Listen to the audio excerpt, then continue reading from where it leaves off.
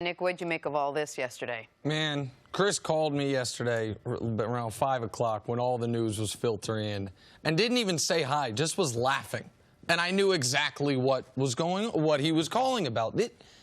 This period in Antonio Brown's life, I don't know when this will happen, but at some point he's going to look back on with enormous regret, I think it will cause him pain. You can't guarantee that. Well, it's going to cost him. I think this is going to cost him at least $25 million, if not the full $30 million. Yeah, I'm not saying that. I'm just saying that he's going to be reflective and treat the situation with some type of logic. Okay. Like you appropriating too much for this. And maybe I am appropriating too much. And you've been doing that, and I keep trying to tell you it's going to get worse, Nick. It's going to get worse, and Nick. it has now gotten to the point to where in the Antonio Brown Mad Libs come to life after the saga of arrive to your first day at work in hot air balloon, can't practice because you freeze your feet in a cryogenic chamber, try to smuggle a hand-painted helmet onto the practice field. 2 grievances with the NFL. Now we are to the point to where threatened to fight your boss and held back by the noted voice of reason, Vontaze Burfict. I didn't agree with what he did in Pittsburgh, but I understood there was an objective. Get out, get somewhere, they will pay me money. Give me guaranteed money. And he achieved that objective. He has now done everything to undercut what he achieved, which was $30 million guaranteed. The only way that money goes away, and by the way, the Raiders have paid him $0. By my math right now, he's in the hole about $54,000 to the Oakland Raiders because they paid him no signing bonus. It was $500,000 if he did the offseason training. He didn't. And they have not paid him any salary for the season, obviously. He's now, the only way that money goes away is if you are suspended for conduct detrimental. The Raiders warned him with that letter, and he responded to that by doing something that is the definition of conduct detrimental, in front of coworkers, threatened to fight your boss. Oh, it was in public. And so now he is just at the mercy of the court. Now he is simply at the mercy of what does Oakland want to do.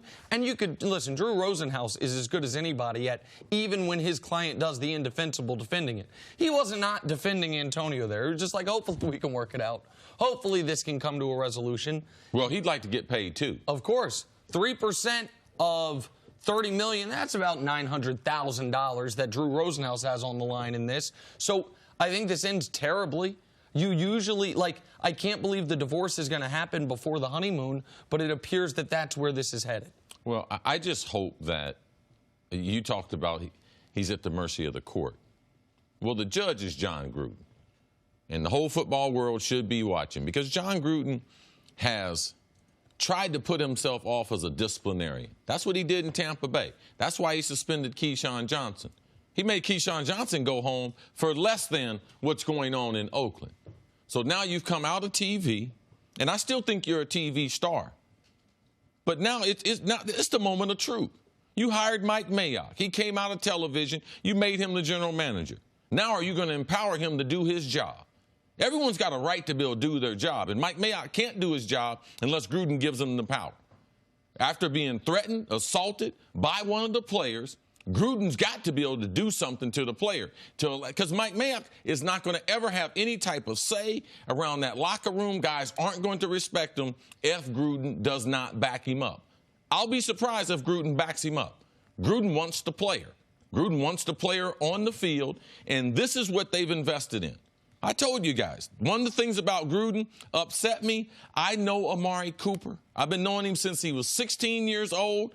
Impeccable character, works hard, man, wants to be a great player. Khalil Mack. Oh, my God. You will not hear anyone from high school, college, or in his days of dominating NFL say anything negative about him, his character, his work ethic. But you allow these guys to come, leave your locker room, and you invested and gave $30 million and empowered AB to take over. That's the culture that you want. You get what you pay for. So I ain't surprised at all. It will get worse. And if they bring him back into the locker room, this is one of many things before ultimately it's going to end up in a divorce. It's just a matter of when we're going to get there. So that's just it. At this point, don't go halfway. If you wrote that letter that AB already posted, if you're threatening at this point to have all this information and hold all this information and do something, do something. Because But what is this something? Are you saying suspend him for 4 games, or cut him? I don't think releasing him. I think suspending him and see if I'm sure it won't make a difference, but at least you can say we tried everything. We issued a warning. We then went ahead and suspended him. Nothing changed, and now we're releasing him. Of course, John Gruden wants the player on the field. He wants what they invested in. 3/4 of this is on the Raiders. They knew what they were buying when they bought it. No. To go ahead and complain now that they don't like the merchandise when they knew it was spoiled merchandise. Hold on. You can't. 3/4 of this, the majority of this is not on the Raiders. The majority of this is on. No. When you decide to bring that into your house, and then complain. They controlled that. So whose fault is that? It is their. Listen, they went into they bought the. I don't want to say bought the product. They traded for the player. I understand that, but even then, see, I know you were saying it was going to get worse. The Pittsburgh Steelers and the Rooneys met with AB privately, and they agreed we can't move any further. Pittsburgh said that's fine. That's fine. We're going to keep it. What we're going to do, we're going to shop you. We're going to trade you. But we're going to not say anything. What does AB does? He posts a photo, him and the owner, and starts talking about it. So from the beginning, Nick, like, this is all intel that's free to everyone. Agreed. But I just have to be fair with what I said when it happened and right now. When the Raiders traded for him, I knew there would be nonsense surrounding him, but I thought a 3rd and a 5th for a player of that caliber, I think we all sat here and said he will be productive for them. He will be a pain, and he will be a headache and a distraction, but he will be productive. I don't think anyone thought it was on the board he was going to be cut before the first game of the season. No one thought he was going to be cut. But Chris Carter has been saying ever since they got AB, ever since he's been empowered to do wrong, they gave him the $30 million. This is just the beginning. He would be lucky to be in Las Vegas.